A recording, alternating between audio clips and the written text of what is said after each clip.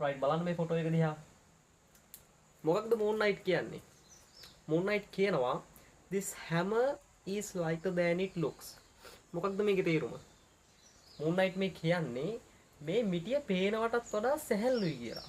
මේ මිටිය පේනවටත් වඩා සැහැල්ලුයි.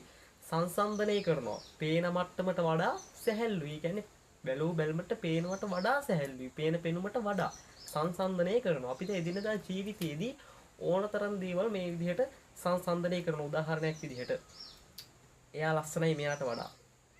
එයා කැතයි මෙයාට වඩා. ඔයා හොඳයි මෙයාට වඩා. නේද? අරක ලස්සනයි මේකට වඩා. මෙයා පොඩි මෙයාට වඩා. මෙන්න මේ විදිහට අපි එක එක දේවල් සංසන්දනය කරනවා, කම්පෙයා කරනවා. ඉතින් මේ moon knight කරලා තියෙන්නේ අන්න ඒ වගේ දෙයක්. මේ පුංචි දෙබස ඇතුළේදී අපිට ලොකු පාඩමක් කතා කරන්න පුළුවන්. සාමාන්‍ය ඉස්කෝලේ ඉගෙන ගන්නකොට ඉස්කෝලේ පොතේ තියෙනවා. අනික කතා කරනකොට නැතුවම බැරි පාඩමක්. හැබැයි ලොකු වෙලාවක් යනවා.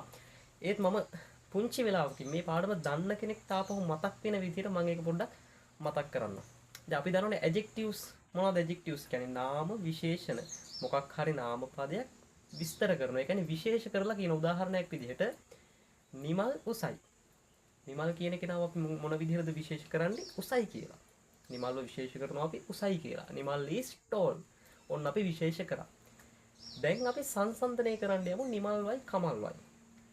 නිමල් උසයි කමල්ට වඩා. ඔන්න අපි සංසන්දනය කරනවා නිමල් උසයි කමල්ට වඩා. මෙතනදී අපිට නිකම් මේ tall කියන එක භාවිතා කරන්න බෑ. මෙතනදී අපි comparative form එක use කරන්න ඕනේ. comparative adjective use කරන්න ඕනේ. tall සංසන්දනයක් නේ කරන්න යන්නේ. ඒතර කොහොමද මේක සම්පූර්ණයෙන් කියන්නේ? ඔයාලට කියන්න පුළුවන් Nimal is taller than Kamal.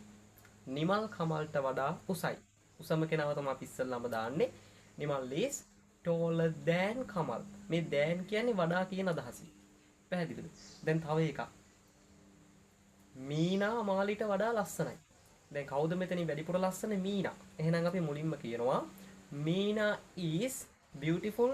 බෑ beautiful කියන adjective එක දාන්න බෑ. අපි මෙතන සංසන්දනයක් කරන හින්දා comparative form එක ගන්න ඕනේ. දැන් මොකක්ද comparative form එක? adjective එක අකුරු 6ට 7ට වඩා වැඩිපුර තියෙනවා නම් අපි සාමාන්‍යයෙන් ඒක comparative කරන්නේ more කියන එක ඉස්සරහට දාලා.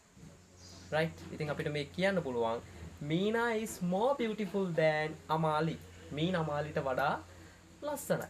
right? මෙන්න මේ විදිහට ඕනම දෙයක් සංසන්දනය කරන්න පුළුවන් ඕගොල්ලන්ට comparative adjectives use කරලා.